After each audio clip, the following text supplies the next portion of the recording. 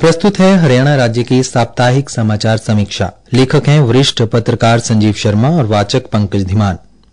हरियाणा में अंतर्राष्ट्रीय योग दिवस समारोह की सभी तैयारियां पूरी हो चुकी हैं।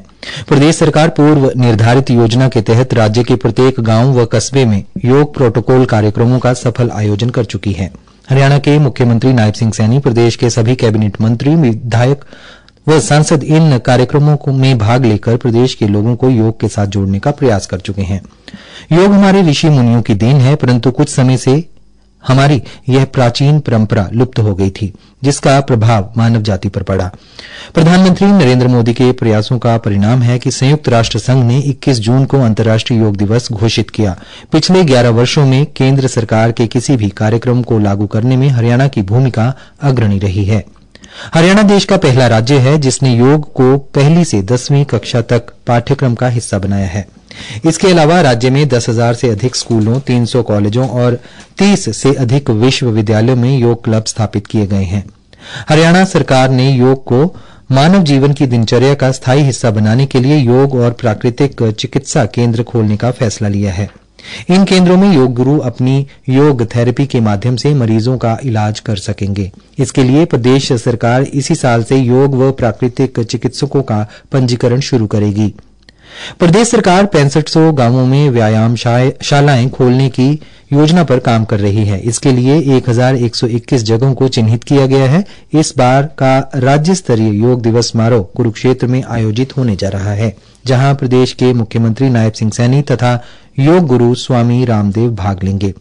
इस कार्यक्रम को सफल बनाने के लिए हरियाणा खेल विभाग, आयुष विभाग, हरियाणा योग आयोग व संबंधित जिला प्रशासन द्वारा तैयारियां की जा रही हैं।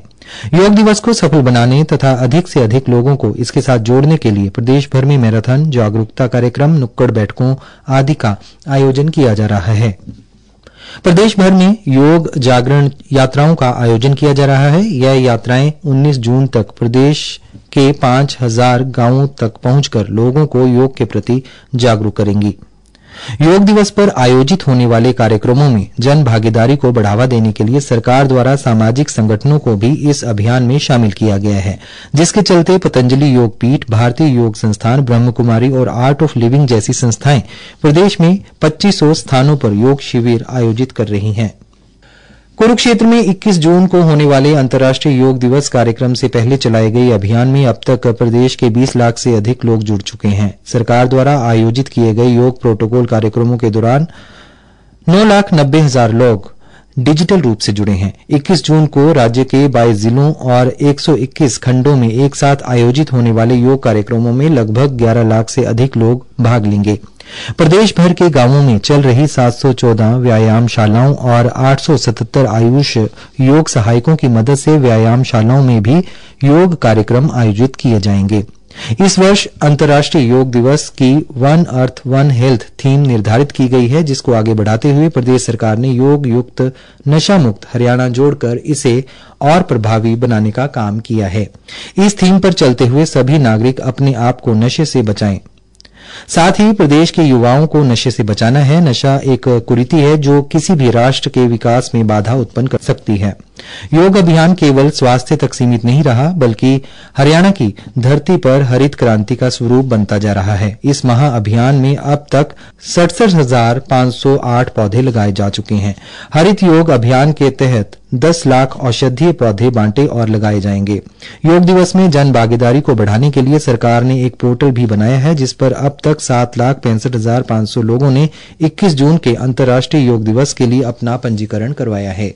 हरियाणा के स्कूलों में इन दिनों ग्रीष्मकाल अवकाश चल रहा है। इसके बावजूद सभी सरकारी स्कूल 21 जून को अंतर्राष्ट्रीय योग दिवस पर खुले रहेंगे। इस दिन सभी स्कूलों में सुबह 6:30 से 7:45 बजे तक योग संगम होगा। इसमें छात्र छात्राओं के साथ ही शिक्षक, अभिभावक और विद्यालय प्रबंध समिति के सदस्य सामूहिक योगाभ्यास करेंगे। कार्यक्रम के बाद सभी जिला शिक्षा अधिकारियों को 24 जून तक पोर्टल पर प्रतिभागियों की रिपोर्ट साझा करनी होगी। प्रदेश में होने वाले अंतर्राष्ट्रीय योग महोत्सव के दौरान महिलाओं, बुजुर्गों, बच्चों, युवाओं के अलावा सरकारी अधिकारियों, कर्मचारियों तथा प्रदेश के सैनिकों को समारोह का हिस्सा बनाया जाएगा। इसे लेकर भी सभी तैयारियां पूरी हो चुकी हैं। हरियाणा राज्य की साप्ताहिक समीक्षा समाप्त हुई।